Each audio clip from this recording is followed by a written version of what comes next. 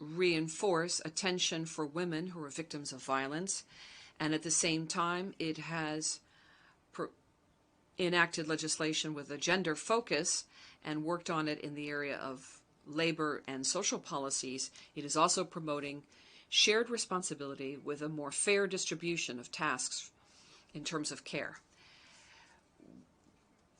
With regard to diversity and rights, we have made progress in historical measures of expansion and recognition of rights, such as the approval and enactment of the law on labor for trans populations, which stipulates that the national state must guarantee a minimum of 1% of the labor force for transsexual, transgender, and other.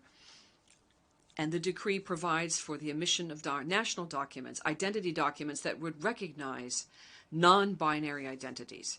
May I now turn to the scourge of terrorism.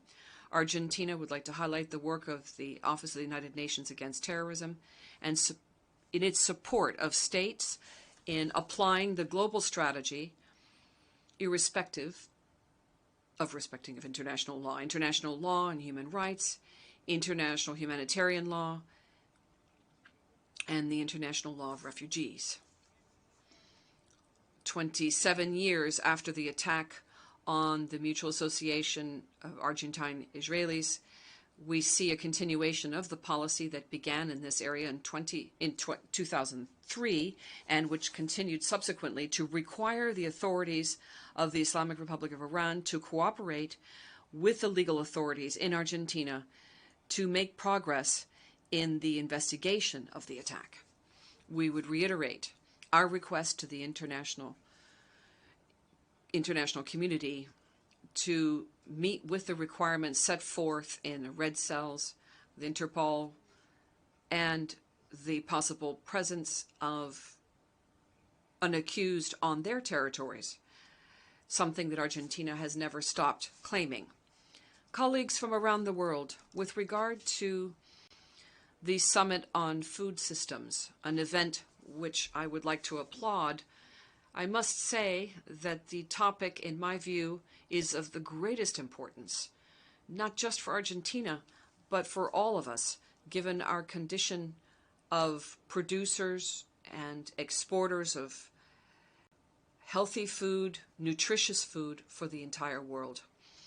We believe that the transition towards sustainability of production systems of food needs to be gradual and according to the form and time as decided by each country based on its productive, economic, and social reality.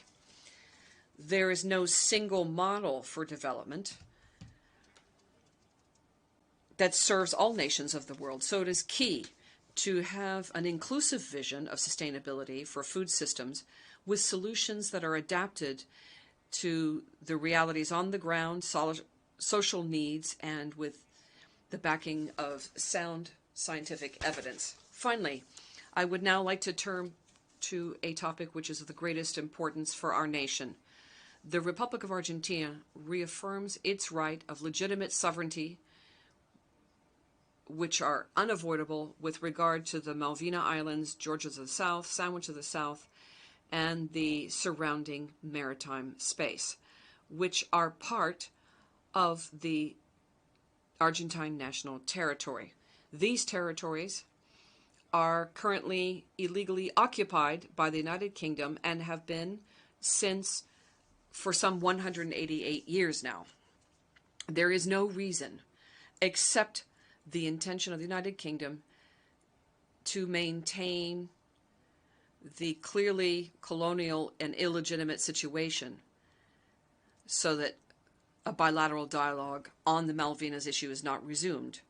The request of Resolution 2065 of the year 1965 has remained in effect, and it has been renewed on multiple occasions. And more recently, it was renewed by adoption by consensus of the new resolution on the matter by the Special Decolonization Committee on the 24th of June.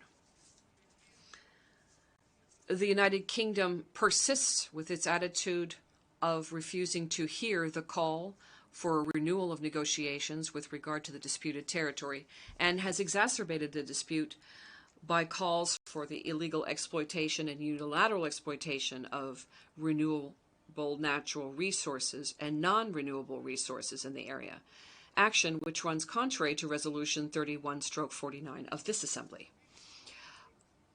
It also insists with the unjustified and disproportionate military presence on the islands, which does nothing more than increase the tension in a region which is characterized as being a zone of international peace and cooperation.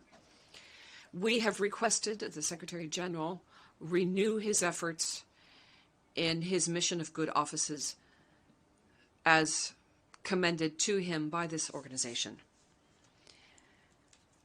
In sum, and to conclude, just as we reject any form of colonialism, we also understand that our humanity is now grappling with the challenge of dealing with exponential technological change and environmental degradation, which is terminal, with a view to comprehensive human development, social justice, and planetary justice.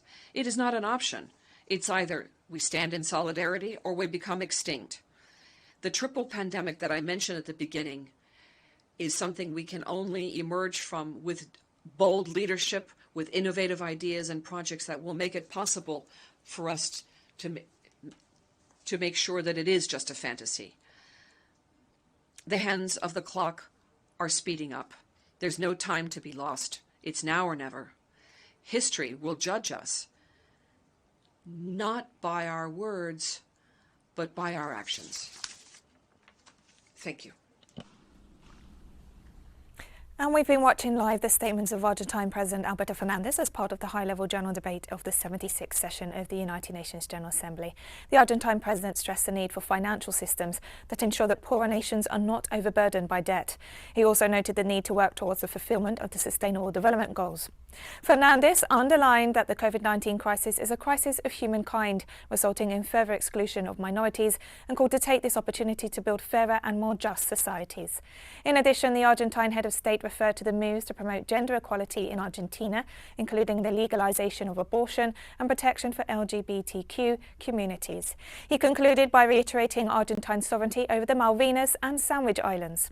We will continue to provide updates on all the events at the UN as world leaders offer their annual addresses. For teleSUR English, I'm Katrina Goss. Thank you for watching.